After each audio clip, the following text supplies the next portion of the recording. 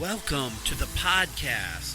Here we seek first to understand a wide range of topics in culture, politics, and society, and then to draw conclusions. It doesn't matter what you think, just that you think deeply and be open to all perspectives. I'm not here to convince you to take a position on anything. I just want your position, opinions, and engagements to be formed on sound critical thinking and analysis. Because if you don't learn to think for yourself, others will think for you, and almost certainly they won't have your best interests at heart. Intellectual freedom is the right to hold, receive, and disseminate ideas without restriction, and is an integral component of a democratic society. This is under attack in our modern culture. Intellectual freedom, ironically, seems even harder to achieve in the age of technology. Our superficial, lightning-paced lifestyle doesn't lend itself well to thinking critically. This hurts our intellectual freedom. If we're brutally honest, we don't have a self-governing or well-informed citizenry. Intellectual freedom suffers when the citizens don't think independently and critically.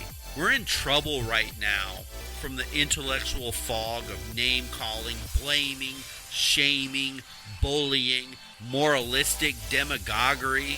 However, just as things sometimes decay and die, there is also the potential for rebirth and growth. We can get past the oppressive weight of the decline.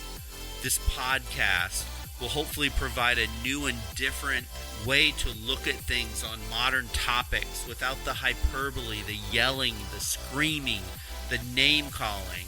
We do take on tough and emotional topics, but we do this in a way that's empathetic, open-minded, and non-binary. I'm Dr. David Hopkins, Professor of Humanities, your guide.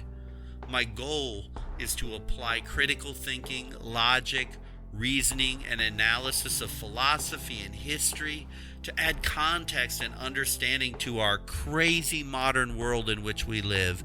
But enough with the formalities, let's get started.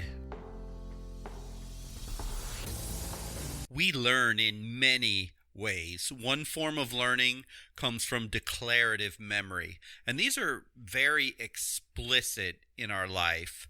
These things include our memories of objects or places we visited or events from our past. We literally experience them directly and we learn from them. But we also learn from non-declarative memory. Things like habits that we form or skills that we develop or even priming. Some of these things are good, some of them bad, some of them, we really don't pay much attention to.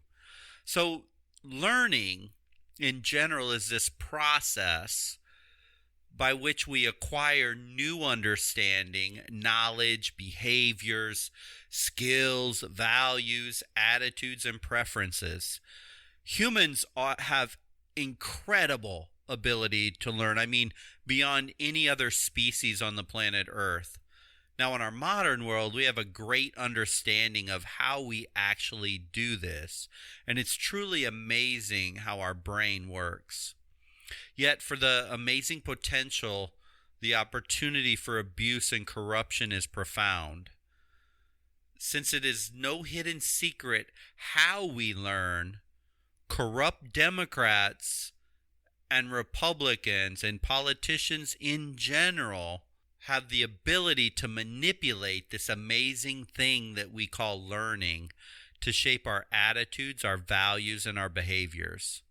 In this podcast, I'm going to reveal some of the most perverse tactics politicians use to manipulate our minds to meet their desired outcomes. I want to state right away that if anyone listening thinks either the Democrats or the Republicans are the quote-unquote innocent and the other side is the quote-unquote guilty, you may just want to go ahead and stop listening right now, because I doubt you want to hear what I have to say. And your conscious conditioning will likely trigger emotions that will not allow you to listen and appreciate the tactics that are used by all politicians on both sides of the aisle. If you are offended in me even saying both parties manipulate the same, just with different messages, then your mind has already been conditioned and you're not ready yet to even consider the alternative that both political parties are disconnected from serving the people. Neither is honestly working for the betterment of the people in the country, and with a very rare exception, they serve the interests of their party and their own self-interests first.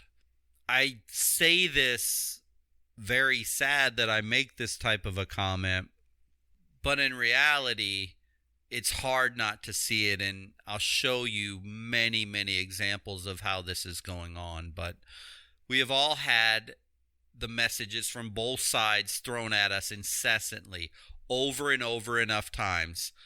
Democrats good, Republicans bad, Democrats open-minded, Republicans racist, Democrats for the people, Republicans for corporations. Or on the other side, Republicans good, Democrats bad, Republicans thriving economy, Democrats socialist nightmare, Republicans patriotic, Democrats hate America. And I can just go on and on with these silly, superficial blanket statements. These war drum beat mantras, they're just repeated over and over and over enough times. In the minds of many, it just becomes true and real just because of the repetition of the whole thing. This is why it now takes hundreds of millions of dollars to win a presidential election. It costs a lot of money to get that demagoguery message ingrained in the minds of those people who vote. It's interesting, in the age of information, where so much of the messaging is open, available, and free on the internet, our politicians are spending more and more money than ever to just launch out and burn out simpleton sound bites and kindergarten-like phrases into the psyche of the American citizen. And the sad thing, way too many people accept it verbatim. And we know that they accept it verbatim because the politicians keep doing it more and more. And if it didn't work, they would switch tactics. So as the elections draw near and near, the bombardment of advertisements are starting already again to pick up steam. The cable news activists on the left in CNN and MSNBC and most of the regular networks, with Fox News and the radio talk show hosts on the right side, you get this incessant drumbeat of reducing very complex arguments into 20-second sound bites and 30-second TV segments, YouTube and social media ads, and it just gets to be a ridiculous fevered pitch. It's a well-orchestrated symphony of classic conditioning, really, which is the main thrust of what I want to talk about in this particular podcast. How politicians use this technique called classical conditioning to influence and win public opinion. Sadly, for the most part, we don't even really recognize this manipulation is going on because we've been so absorbed with it for so long. I hope you will understand by the end of this podcast that the fact is we're blindly let the political parties influence us, which is why the politicians do it and continue to do it at an alarmingly high frequency. So let's first talk about this thing called classical conditioning.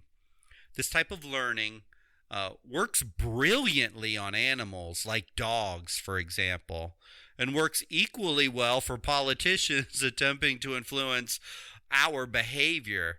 Isn't it ironic and actually kind of sad and embarrassing that the type of learning that works so well in animals works brilliantly well for politicians on human beings?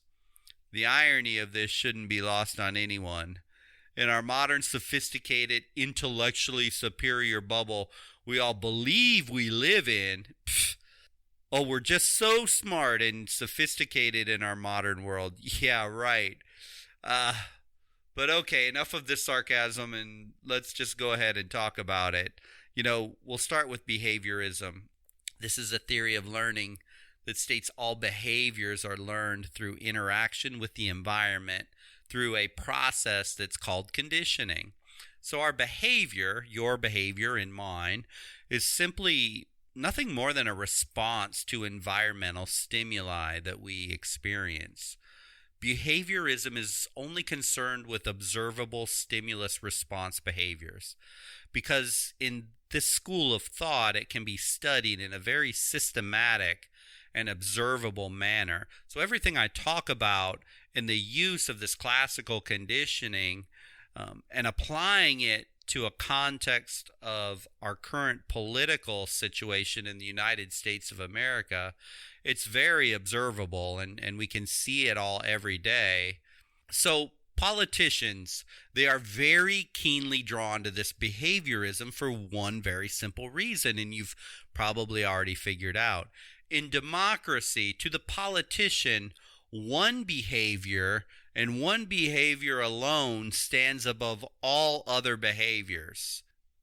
And we know what that is. Show up and vote. But more importantly, show up and vote for me. So anything in any way that a politician can influence your behavior, my behavior, is of the utmost importance. Within that school of thought of behaviorism lies that term, classical conditioning, that I've now mentioned a few times. And it's a type of learning that has had a major influence on behaviorism. And the idea of classical conditioning, if you study the history of it, almost came about by accident, and it was discovered by a Russian physiologist, not even a psychologist. His name was Ivan Pavlov, and it's a learning process that it occurs through associations between the environmental stimulus. Remember that term, environmental stimulus, and a naturally occurring stimulus. So let's take this technical topic and make it real world, easy to understand, relevant. So let's go back to your high school or your intro to psych class in college one more time, as you may have actually studied this at some point, and Pavlov's experiments with dogs to understand how this pairing of the environmental stimulus and the natural occurring stimulus happens. So in his experiment, Pavlov, he took this natural occurring stimulus, which was dogs salivate in response to food. It's naturally happens. The dog doesn't think about it. It's just the dog does it. So what Pavlov did is he took that experimental variable, and what he did is he used the ringing of the bell, and he would ring the bell before he would give the dog their food. And he did this over and over and over and over again with the dogs. And then something amazing began to happen. The dogs began to associate that ringing of the bell with being fed. And so after a certain amount of time, the sound of the ringing bell alone could produce the salivation response in the dog. Pavlov had literally trained the dog to associate the bell to food and evoke that behavioral reaction. Even though they are not related whatsoever, naturally, he trained the dog through repetition to react exactly the way he wanted it to react. And this training, it took this completely unrelated thing and could make their natural response occur from it. And that's the conditioned response. So now Pavlov has manipulated behavior. He trained the dog what it wanted the dog to do without the dog even thinking about it. I said a few minutes ago, it's kind of ironic that human beings can be related to that dog, but it's kind of scary that without even thinking, the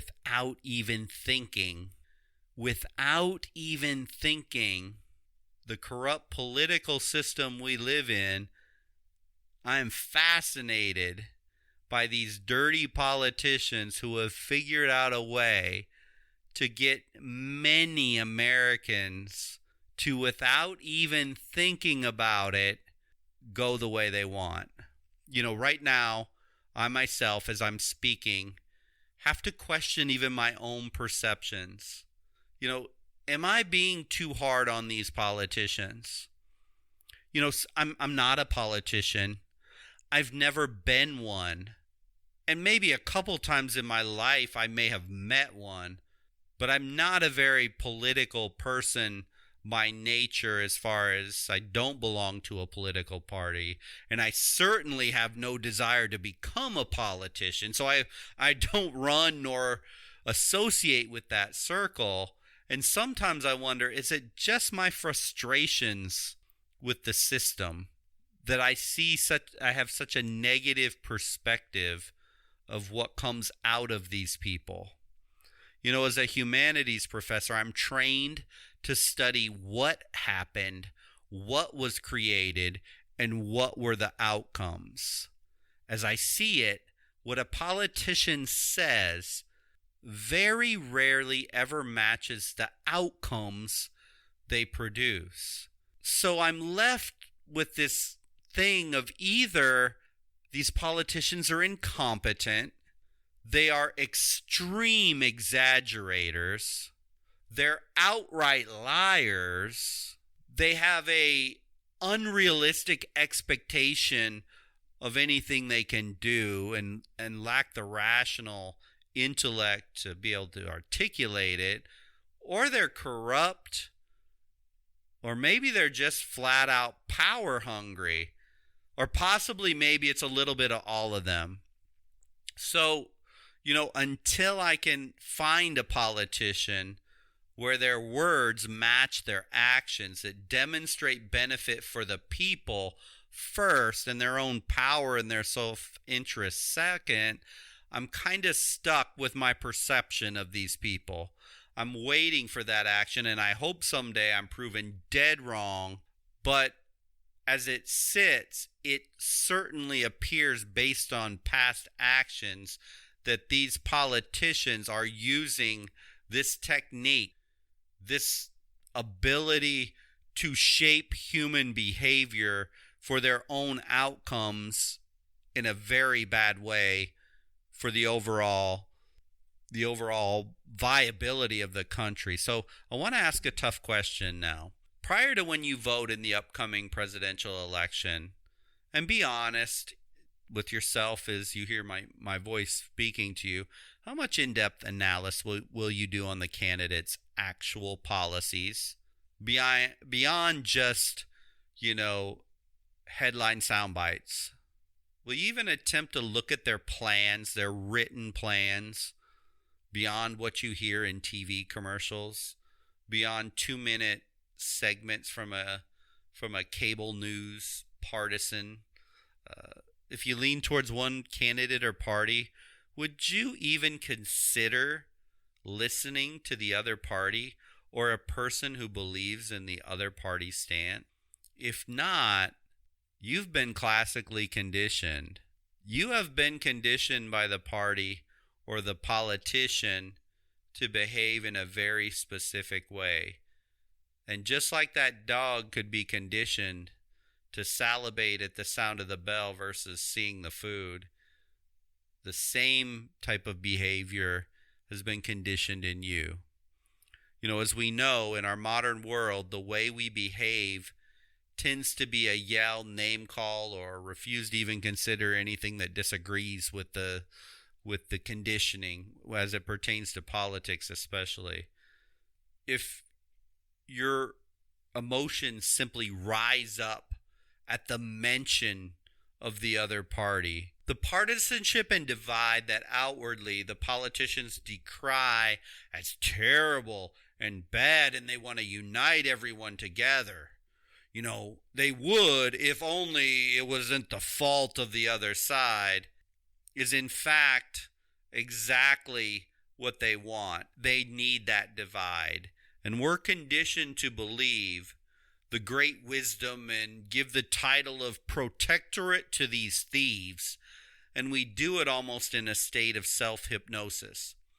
It is done in a deliberate drowning out of critical thinking and rational thought through their rhythmic, incessant noise, hyperbole, and nonsense. For those in power to keep their power permanently, the prevailing mental condition has to be controlled insanity. Amongst ourselves, we wander out loud in trusted circles. How in the world can these politicians be so stupid? How can they be so incompetent and worthless? How can they not seemingly figure out simple common sense solutions for X, Y, or Z? The fact is, though, that these politicians, they are not stupid. Their goal isn't really to solve problems for the people. Their goal is unmitigated power and to hold power. And for that to happen, it's much easier if things are in a state of chaos. It has to flow back and forth between the extremes. Liberal wins, conservative wins, liberal wins, conservative wins. They flip-flop from one to the other. And that's okay if that happens. But in the end, the machine always wins. Because there's only two parties, and the machine controls these parties. And so thus, yes, each side can attack the others equally, but at the end, they're both in Washington, D.C. For both parties, the average politician is a millionaire. For both parties, the average degrees are law. For both parties, all their kids go to the same Washington, D.C. schools. For both parties, they hang out in the same social circles after the day's over. And for both parties, they're all one big happy country club. But see, we don't realize all that behind the scenes stuff. You may be thinking right now, nah, that's just crazy. They don't really control us like that. Well, let me give you some data points to consider. This was a recent poll, a Gallup poll. 75% of Americans, all Americans, in both political parties disapprove of Congress. 75%. Now, logically, we would think then, with a approval rating of Congress that's been above 70% for some time now, that in the next election, we should see a wipeout of Congress, that all these people that we see that are now in their 70s and have been elected for 20, 30, 40 years would just be swept out of office. Because we just, beyond any numerical data, overwhelmingly despise our politicians. Yet, the incumbent re-election rate, that those in Congress are re-elected at a rate that is over 85%. So we disapprove of them at 75%, but we re-elect them at an 85% rate. How in the world can this be? It doesn't make any sense whatsoever, right? Why does this happen? Is it because Americans have been conditioned like Pavlov's dogs? Their behavior is trained, that even when they seemingly inherently know their own politician from their own party is not really doing the job, when it come time to show up and vote and pull the lever, they vote for the same garbage over and over and over again. The hypnosis of the people is working. And basically that is the mantra of, you must re-elect me. As if you don't, that conservative is going to come in and make the corporations wealthy and you will have nothing. Or on the other side, you must re-elect me. As if you don't, this liberal is going to take away your guns and shut off the oil supply. Both statements are preposterous and ludicrous. Both Republicans and Democrats name, threaten, throw out apocalyptic drama.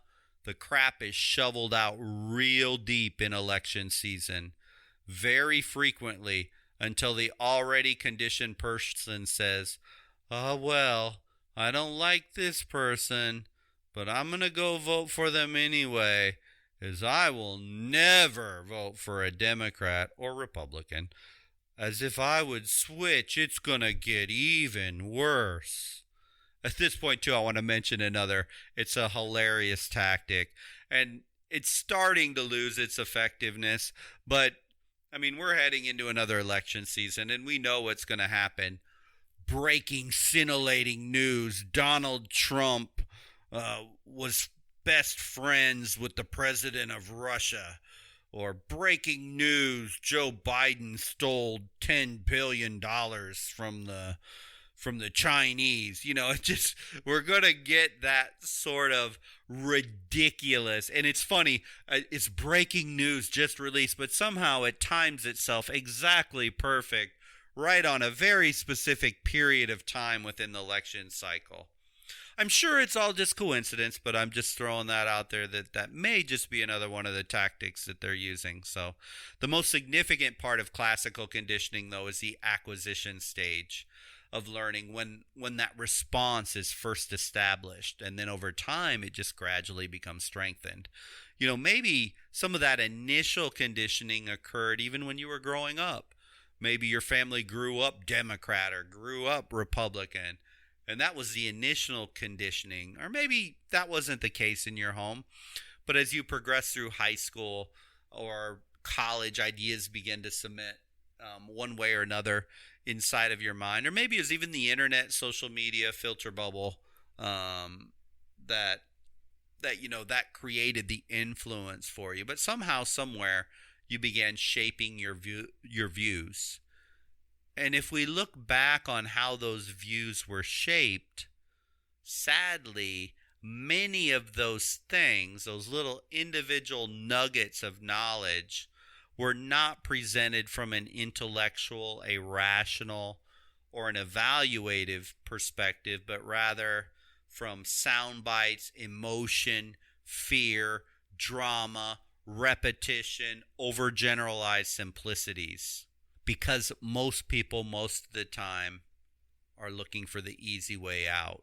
You know, my perception of politicians, based on the actions and words they speak, is they view the mass of citizens as basically uninformed, apathetic, and pretty much cowardly, based on their advertisements and based on how they speak, based on their the way that they conduct themselves in interviews and debates.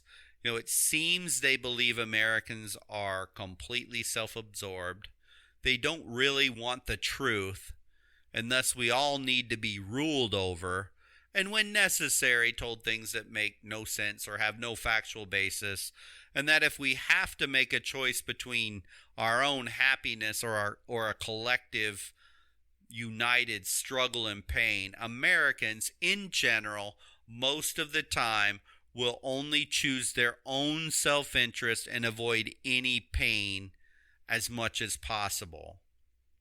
Unless, of course, that pain can be passed off to some other people and have them absorb the pain, but surely not the individual.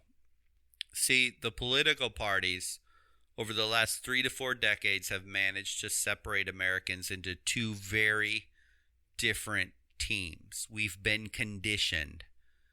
Democrat, liberal, Republican, conservative, and now the party, each of these parties has become the guardian of the values of either side of the political aisle in defense against the other side. So surely the party justifies its actions, and it must use tactics such as lying, deceiving, making outlandish accusation and statements, but they justify it as sometimes evil must be done for the overall greater good. What utter and complete villainous lies they spew. In an effort to achieve a greater good, they divide the country. All should be removed, all on both sides. A complete cleansing from the inside out needs to happen with these vipers, these despicable creatures, many of whom have been there for 30 or 40 years, squawking out the same rubbish, separating our country in the name of political expedience. Of course, for the good of the nation. They're liars. If the original Constitution was founded on life, liberty, and the pursuit of happiness, our modern version of politicians seems to be founded on hatred. In our current political climate, it seems the only emotions that exist are fear, rage, triumph of the party, and hate. In the political theater of modern American politics, everything else can be destroyed.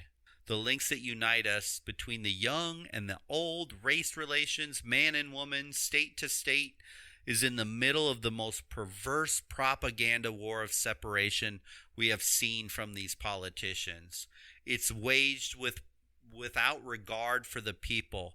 It is waged for victory by the political party at all costs. I've never seen intellectual freedom. I've never seen rational, critical thinking tossed out as quickly and abusively as we're seeing with this modern batch of politicians.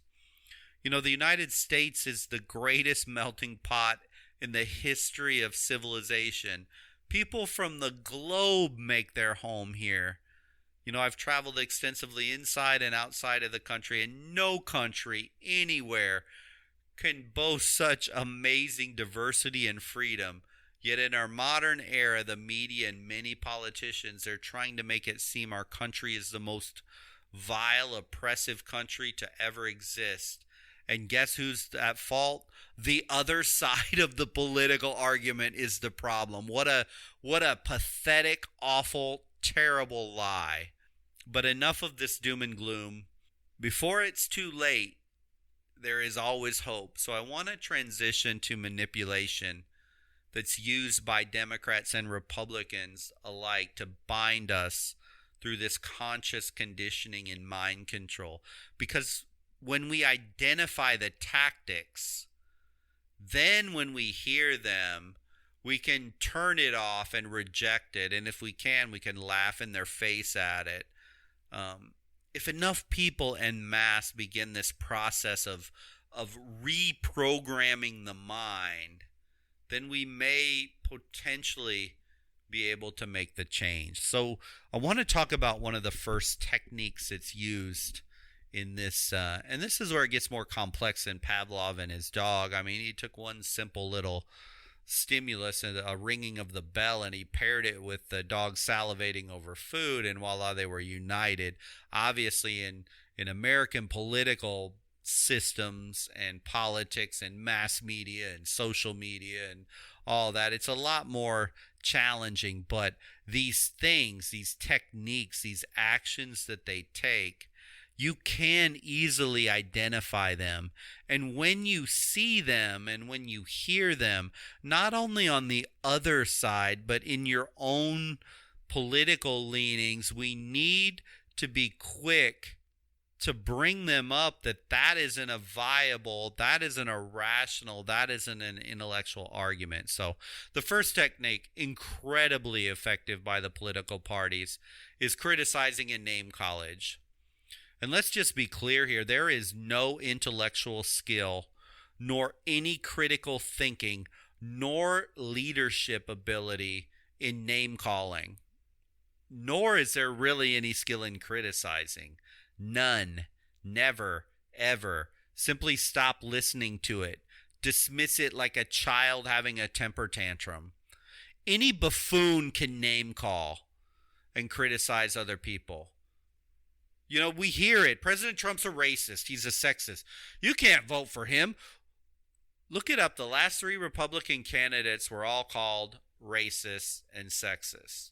Republicans, on the other hand, scream, "Oh my goodness, that Democrat's a socialist. Oh, they're going to take your guns and destroy the Second Amendment. Oh, they're going to turn America into Cuba." Republicans do this every single election. Just look it up. Sadly, President Trump is a serial name caller. And whether you support him or don't, there's really no denying that. And he isn't the first one, so we can't pretend like, Donald Trump created name calling in politics. That would be absurd. But the fact is that things are getting progressively worse. And this name calling that goes on, it doesn't do anything but lower the discussion. It takes out the intellectual piece, and in many ways this name calling degrades into third grade schoolyard nonsense. So, criticizing in and of itself is not a problem. There's 2 different parties right now. There's multiple opinions on how to do something. Those in power have to be able to handle being criticized and critiqued. We need diversity of thought. But the problem with just criticizing occurs when it happens without any analysis, and most importantly, without offering us coherent alternative solution. Again, any buffoon can criticize somebody, but do you have an alternative plan, an alternative solution? If not, it's nothing more than hyperbole, hot air, and fear-mongering. And it's just a waste of time. It's a waste of time to listen to somebody who's criticizing all the time. You may have someone in your life who criticizes everything, but they never bring forth a solution. They never actively participate in the solution. They just criticize and name call and criticize and name call, and it's worthless. And we should expect more from our politicians in Washington, D.C. than this childlike behavior of criticizing and name calling. Secondly, politicians that are conditioning you, they don't ever want you to consider the other side. For the party to hold power and keep you under control, they don't even want you to even listen to anything else. I've noticed a really interesting phenomena with our friends in the cable news, cable activist world. I've noticed that MSNBC, CNN is not publishing and not airing parts of Trump's conversations. Instead, it's cherry-picking pieces of it, then it's leaving and not letting people hear him speak the whole time. That's a scary thing. When we have a president of the United States, and if he's going to give a speech or he's going to make an announcement to the people, you need to carry the whole thing, not carry a part of it and then all of a sudden cut out to your quote-unquote political experts who are going to quote-unquote interpret the rest for you. That's dangerous. That's incredibly dangerous because a lot of people who don't have the time to sit and listen, but yet then the side not in power is going to turn around and interpret our president's statements. That's not good. See, the other side doesn't want you to hear the other side sometimes. But even in your own life, think about this. I'll ask you a tough question here. Do you struggle to even listen to anyone who doesn't have the same political beliefs as you? Do you change the channel? Do you turn down the sound? Do you get upset? Do you click past the website? Do you ignore the comments? Do you unfriend people on social media of anybody that has a different view than yours? If you do, I hate to say this, and I say it kindly, you're like a sheep, and the party's doing exactly what they want you to do. You've been conditioned to not listen to the other side because your natural state was more than likely one that you could listen and you could react, and you didn't have to get mad, and you didn't have to get angry. But if you're there now, and you're fleeing any thought or opinion that doesn't mesh with what you have been taught to believe, there's a problem. I get this. This is really, really hard. I mean, I struggle with it too. Just like you, I have my own opinions, and it's sometimes really hard for me not to prejudge, not to just get mad. And boy, it's sometimes even just hard to listen to it. It takes a tough stomach, and it takes an open-mindedness to do it. But if you want to have intellectual freedom, you have to break away from that controlling party. They've trained you not to want to listen to it. They've trained you to get so mad that you turn it off, you get upset, you shut them down, whatever the case is. Because in their world, they want you like a nice little lapdog, doing and voting exactly like the party has programmed you to do, and there's no reason to listen to any other side. So another thing, manipulative people in political parties, they're always keeping score. They're always tallying. They're always tallying. And, Trump has been incredibly guilty of that. Are you tired of winning yet? We won here, we won here, we won here. And the other side, we won there, we won there, we won there. There's never a moment in which things aren't calculated from a political standpoint. Wouldn't it be so awesome if they'd say, oh, everyone won. All America won. Notice almost in almost every single issue in Congress, it's just a party line vote. All the Democrats vote one way, all the Republicans vote the other way. Maybe there's 5% or so who actually dare go outside the party line. Maybe they're straddling a district that's part Democrat, part Republican, and they got to walk a tightrope there on that. But you could say politicians in Washington, D.C. are the biggest sheep of anyone. They're worse than almost a teenager succumbing to peer pressure. And this is the opposite of what our Constitution wanted. The manipulation is occurring when you see from your politicians keeping score. Oh, I'll give you this, but then you're going to owe me that, or I give you this, but then you have to give me that. It's cliche, but nothing is ever free. Ever in life. There's a cost, there's a repercussion for every single thing you do.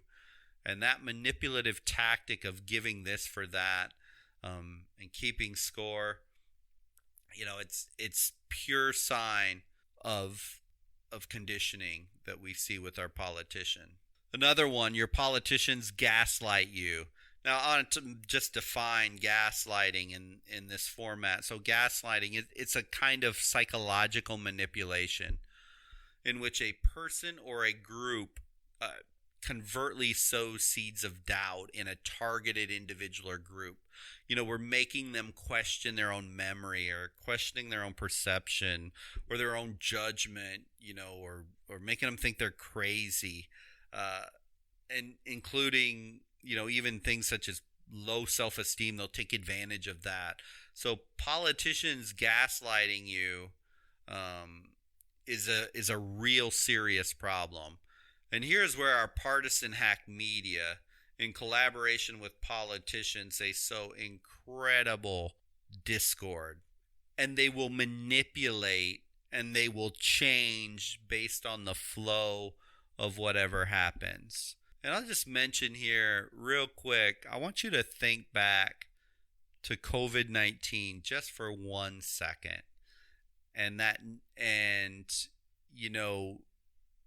It started immediately in the name of science. We make our decisions based on science and data.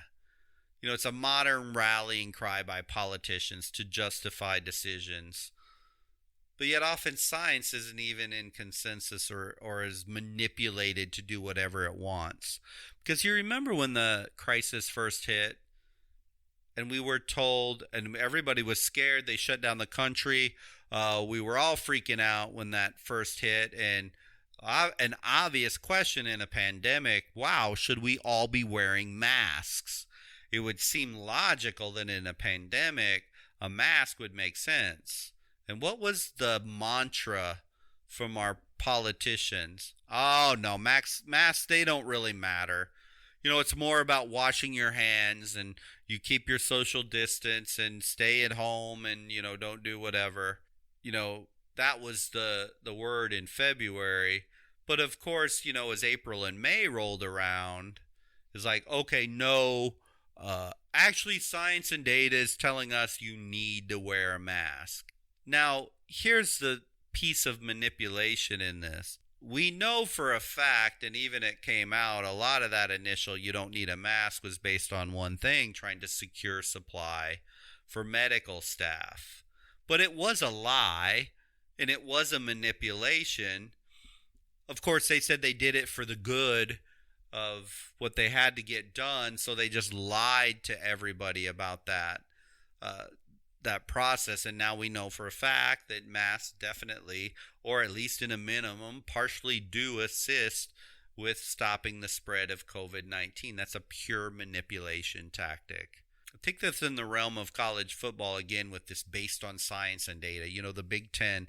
I'm a huge college football person. I love college football, and especially I love Big Ten football. But the Big Ten and Pac-12, they're not going to play the fall season.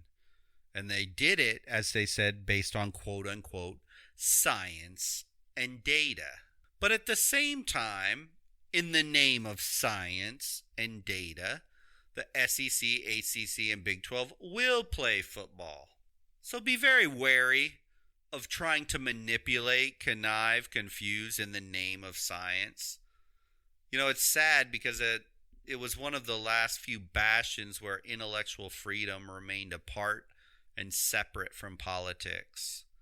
But now, unfortunately, it seems that even our medical community is being manipulated the same way our judicial system, and polarized and politicized the same way. It's very sad. But back to gaslighting and our TV radio experts and our senior political analysts.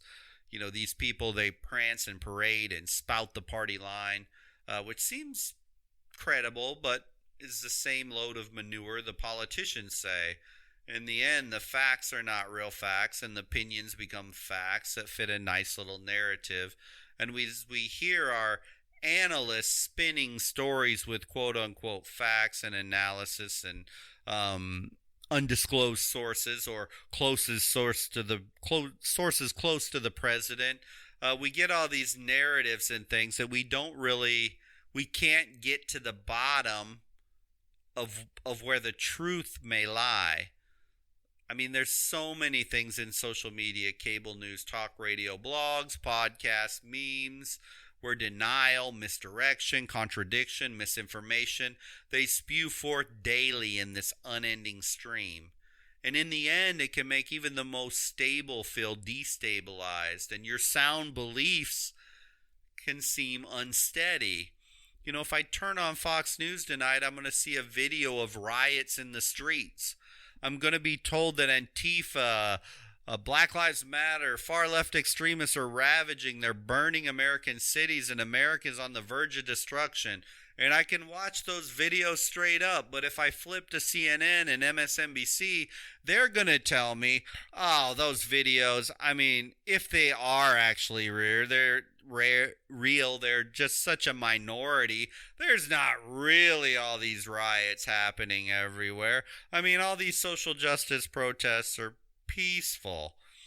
Each side of the equation is attempting to question your own sanity. And if you dare to question these political experts, they parade across the screens.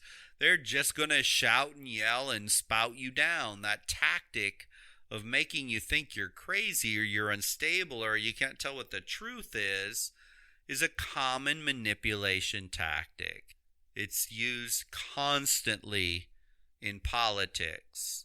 Outright lies are given as facts, vehemently denying allegations or even events with even video and audio proof. Oh, here's another one of my favorites. The release of a video or an audio, and the politician or whomever, oh, well, I just misspoke. I mean, in the old days, and this one annoys me to no end, misspeaking is just a nice way to say that you lied. and it just makes me sick, and it just annoys us all. But I digress on that one. So gaslighting is just, it's a belittling, confusing a person's emotions. It's mocking them. It's name calling them. It's by the oh so popular and oh the super intelligent in the room, making statements like, how can the other side be so stupid and ignorant? It is so obvious what the right answer is. Do you know anybody like that? Do you sometimes do the same thing? Just as a news flash, for those who go down this road, and I've done it myself too, I would never say that I haven't. You don't and I don't possess any more intellect than the other side. We've been conditioned like Pavlov's dog to lash out in a behavior and respond like that to others because it's in defense of the party, right? You realize this grand intellect, and my grand intellect on political leanings are almost certainly shaped by evaluating just one side of the spectrum. In general, human intelligence is shown to be about the same for everyone, with, of course, there are very rare exceptions, but the probability of you or I being in this superior intellect category, it's more probable you and I have been played than we are super intelligent and the other side so stupid. Just something for all of us to consider, and surely, a sign of low intellect is actually to extol your own brilliance while mocking another's lack of insight. Just a thought that we all need to remember in these very, very tough times that we're in. Finally, on this topic of gaslighting, another tactic is to stage bizarre events. These events can be so outrageous and so ostentatious that they just have to be true. For example, wow, Donald Trump is a Russian puppet. Wow, Donald Trump is a Nazi. Oh my goodness. The Democrats want to end oil production next year for solar power. Wow, Barack Obama was born in Kenya and he isn't even an American. You know these things. We hear these things.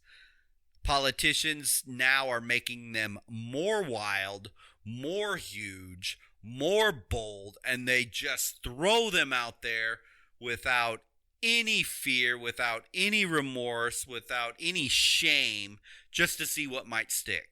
The key in gaslighting is to simply get you to second guess yourself and sow seeds of confusion. Overwhelm you with stuff. As when there is so much propaganda out there, it makes you think, wow, maybe I really am on the wrong side. I've been on the wrong side all along. It's a very devious manipulation attempt. And you know what happens? And it works. Because it'll make people move to the other side. Just, wow, I think I need to leave my political leanings. Or two, it's just going to firm it up more strong. Say, wow, these people are attacking so strong. I'm retreating even stronger back into the fortress of my party beliefs that I've been holding. And then finally, parties manipulate and they intimidate you through fear. Fear is one of the strongest human emotions. And the reason fear is such a powerful emotion is it's driven by perceived threats that are uncontrollable or unavoidable. Human beings, you and I, we don't like to have a feeling where we're not in control. And politicians know this. And although in America, at least not yet, politicians are not threatening physical violence if you don't conform, the fact is they are intimidating you through fear. Just watch the advertisements that are showing up for this election cycle, and just listen to the rhetoric. If you vote for Donald Trump, this country will soon become a Nazi dictatorship. If you vote for Joe Biden, this country will become the next communist country like Cuba. If you vote for Donald Trump, you're voting for a racist. If you vote for Joe Biden, he will take away your guns. Fear is one of the strongest intimidation tactics on the planet. Be very alert for fear mongering, because it may be the most common tactic to condition you to vote and behave a certain way.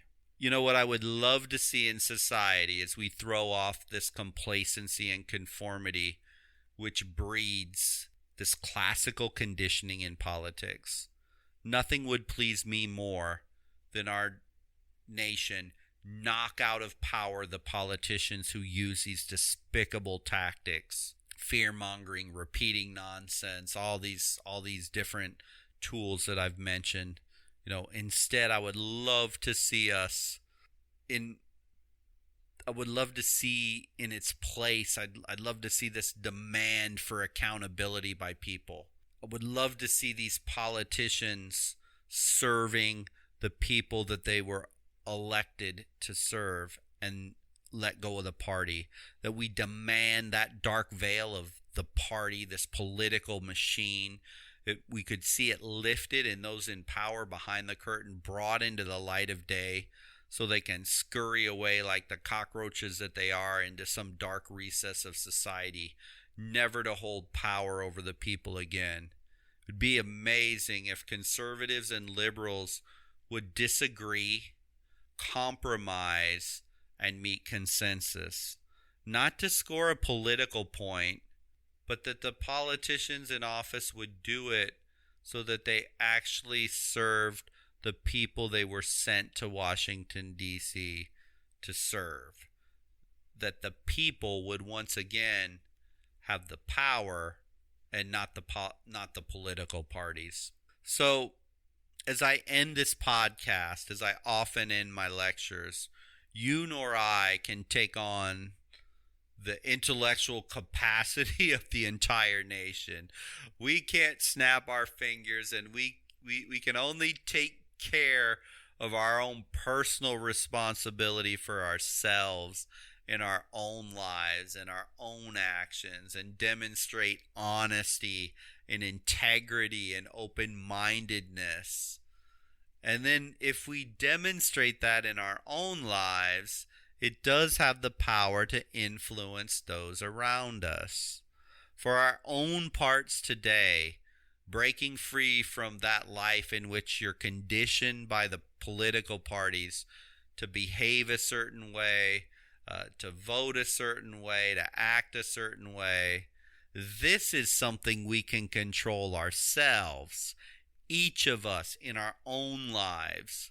And if we do this, at least exercising intellectual freedom instead of bondage in our own life, then we are at least living free intellectually. And if enough people start to do this, then we can possibly transition this ugly state that we are in right now. We didn't fall into this ugly mess in one day or 1 year, even 4 years. This is something that's been degrading over decades of time. And so we need to try and put an end to the direction this is going in. If we think about it, and you may think, oh, that's impossible. This is going to be what it's going to be. There's no way. I mean, really, I guess we can say the only other choice is just to surrender. Just surrender and say, oh, well, this is the way. Well, we're just going to follow these two political parties down to wherever it might lead. But, in politics, surrendering, it usually ends up with a single power, a single authority in charge of everything. The United States has survived in this very sickly state of balance between two very corrupt political parties. But who is to say that if we all remain like sheep, that eventually one of these parties doesn't just simply throw off and completely end the other political party? And when there's only a party of one, there you've got socialism.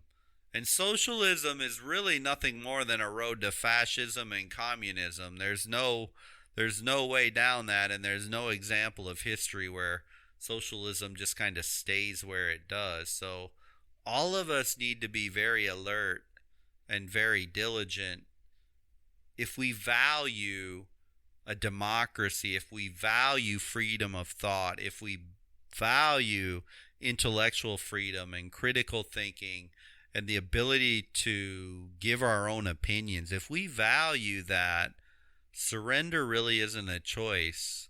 What we need to do in each of our lives is not let our politicians get away with that. Thank you so much for listening. I hope you found value for the time you invested with me today. For discussion on this topic and many others, I invite you to join our private forums. I personally will be over there and engaging with everyone, and it's just a community of like-minded thinkers just like yourself. If you're not a member yet and looking for a community online that is very different, go to www.daviddhopkins.com. That's www.daviddhopkins.com. Follow the links and you can join us. You know, the best way to expand intellectually is to engage in a real dialogue in a way that fosters growth, understanding, and rigorous discussion without all the name-calling, demagoguery, and flame-throwing silliness of social media and the rest of society. This is what the private forum provides. I would love to see you join. Until the next episode, all my very best to you and your family.